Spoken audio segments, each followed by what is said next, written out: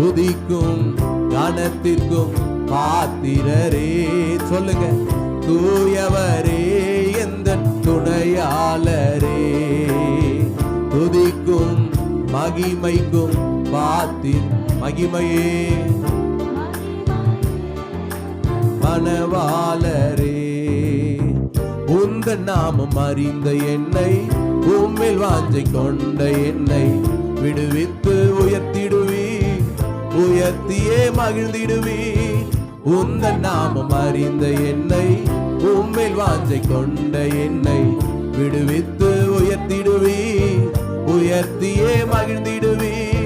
துதிக்கு பாத்திரர் நீர் அல்லவோ, கனத்திற்கு பாத்திரர் நீர் அல்லவோ.